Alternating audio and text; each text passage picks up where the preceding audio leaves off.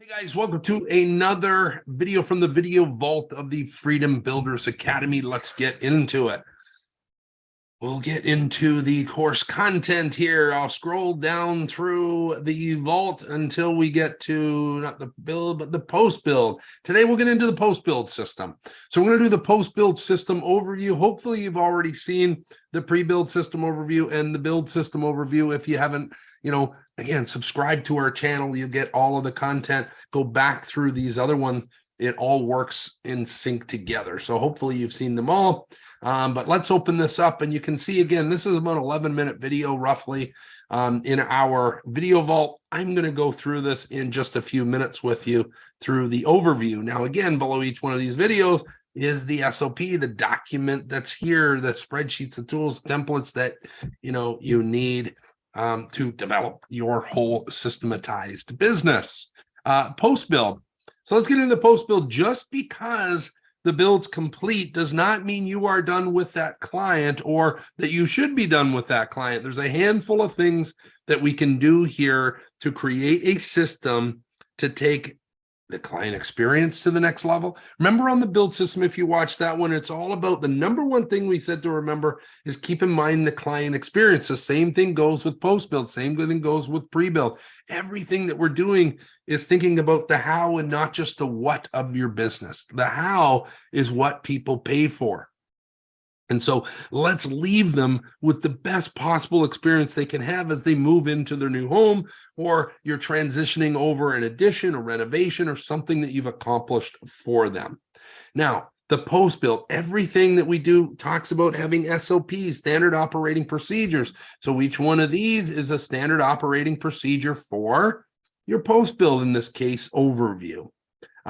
So let's dive into it. Number one, there's a handful of points this here, 13 step process here, 13 different points on the post build. Number one is HomeBinder. I'm a huge fan of HomeBinder because HomeBinder is a piece of software that takes the binder that we typically leave with all their manuals and who did the work in your home to a digitized version, and HomeBinder is a great way to do that. This here, you can see, will take you to the HomeBinder page. It's a piece of software. We have nothing to do with it. We're not an affiliate in any way. I just love the HomeBinder for builders that are serious about creating an experience for the client that is so far and above everyone else, what everyone else is doing. So HomeBinder is fabulous. Check that out. That's number one step. Number two is about the New Home Academy. Now, we're handing over the house, or we're walking through the renovation at this point. So we like to think about it as, and naming these things as like your New Home Academy meeting, right? Now, before every meeting that we have prep. Let's prepare for the best outcome we can have for that next interaction with our client, that next meeting.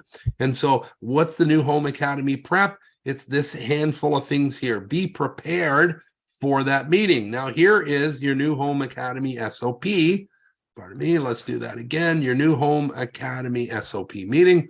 And it's basically your whole walkthrough, right? Are we prepared with some form of gift? Have we thought about who they are? Is it personalized? That sort of thing. I love, especially if we've done an incredible build, they're going to have a party. Why not offer some form of catering service and take care of that for them?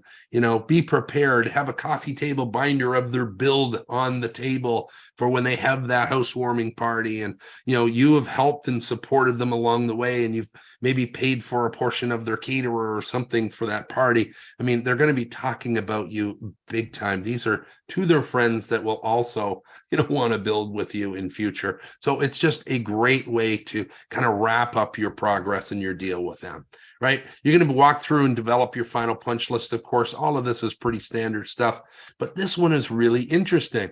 How about when you're teaching and training them about their mechanical, their water, their lighting, their smart home, their appliances, etc. You're doing your walkthrough, record it. Wear a GoPro, have some form of recording device on you so that you can leave that recording and that video with them of the walkthrough. Why is that important? So they're not bugging you 2 and 3 months later, a week later, about these things that they forgot how to operate and work, right? So instead of bugging you, leave them with the tool. You're doing it once. Think about that in terms of client experience. That's really cool. Whether you do the home binder or a traditional binder, let's leave them with that and have the maintenance. Do you have a maintenance program? Are you having them buy into some form of maintenance program? Again, you might not be doing that, of course, if you're doing additions, but if you're doing serious builds and you can offer a maintenance program, now you have them for life, right? And then schedule post 30-day walkthrough, pretty straightforward. So again, let's have SOPs. Why do we have SOPs for everything? Because we need our process systematized. Why? So that we're doing the same things consistently over time. Why? It's scalable. Why does McDonald's do the same thing and get the same stupid, shitty hamburger, in Toronto as you can in New York City, as you can if you flew into Russia? Seriously, that's why we're doing this, is so you have consistency in your business. So think about that. And it also allows you to teach and train others to do the things that you're involved in now. This is how you get pulled out of the day-to-day. So now we talked about that maintenance program a little bit. You might want to prepare for that, set them up for that. That's part of the process. How about the post move-in walkthrough? How about those professional videos and photos? Now, we talked about these in our build process. Now, why is it so important? Because we want to utilize these now as part of our gift, or as part of, what you're sharing with the client to improve that client experience. Give them that book of how the project went and how it was built, and so they can share that with their friends and family, right? Really important. And we're also using these different types of photos here, how we're hiring the professional, how we're using them, why we're using them, where we're using them, strategically produced, as we mentioned here, throughout the build, right? So first meeting on site to the last meeting on site, we want to capture as much as we can. Client testimonial and review. What a great time to get it when the thing is wrapped up and we make sure that we capture them at their height and peak of happiness. Right? Let's get that. And when we say client testimonial, we're talking video testimonial. So that's important. A job to me is not complete until we get that video testimonial and review. That's extremely important. So again, all of these links here are the various forms, documents, the SOPs that are written to follow, right? Now, if you follow the build process, you see these various scoreboards. Now let's do our project review internally as a team. How did we do? Are we reviewing the project when it's done in our post build? This is our post build. The project's complete. We've dealt with the client. We've given them what we need. We've impressed client experience all along the way. Now let's do a review, right? So a review of our budget variance scoreboard, our estimates to our actuals. How did we actually do? What was the project P&L? What did we end up making the money we expected to make? If we didn't, why not? Let's dissect that. Let's analyze and dissect why we didn't, right? We need to diagnose a project at the end of it. If we're not, then we're just moving on to the next and we're making the same mistakes. So it's critical that we diagnose along the way. And we do that through these scorecards and scoreboard review. Our number of scorecards create our scoreboard for the overall project, right? We do a client experience recap. This is extremely important. Let's recap the client experience. What happened? What was the final rating from the client if they filled out scorecards along the way, right? So let's do a recap there. Now, this is really extremely important. Simple IRCs. What are IRCs? Issues, roadblocks, and challenges that we had throughout the build. Did we capture them? What was the biggest ones? And we use these, we leverage these to improve the way we do business, improve our next level of how do we get there, right? So IRCs are critical that we're capturing them along the way. Let's find out from a team perspective, what's that final rating of the project? What are the IRCs? How about the trade recap? Let's recap the various trades that work for us. How did they do? What was their scorecard? Who do we need to discuss to take things to the next level on the next project? How do we make a better client experience and improve the One Ecosystem job site through our trades with a recap with them? So again, guys, this is post-build. Things are not complete until we do our recaps. And we'll finalize here with number 10, bonus payouts. Of course, if you have a bonus structure, this is the time to do it, right? Let's look back on the project. Let's go through our ratings. How did we do? Is it deserving of sharing some profit in the project or not? What is our bonus structure and plan?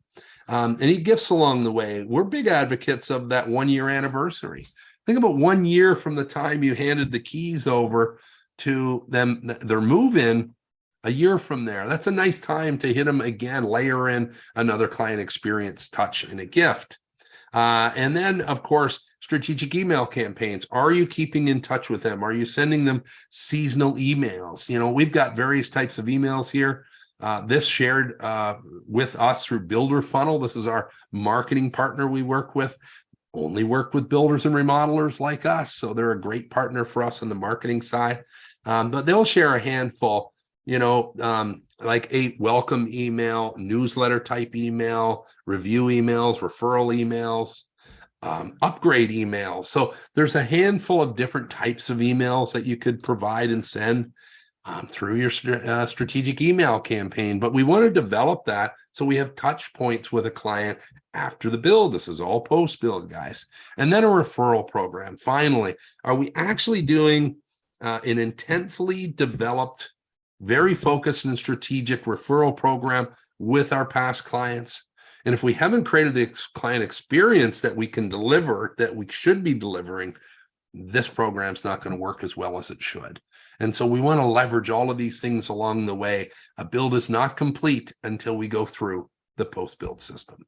Hope this helps. If you want access to more tips, tools, strategies, insights, and podcast episodes, don't forget to subscribe to our channel. If you want to learn more about our program and get exclusive access to the Video Vault with all of the systems, SOPs, templates, tools, agreements, spreadsheets, and checklists, head over to our website at 4levelcoach.com. That's the number 4levelcoach.com/program. And you can check out more in the description box below, guys. We will see you on the next video.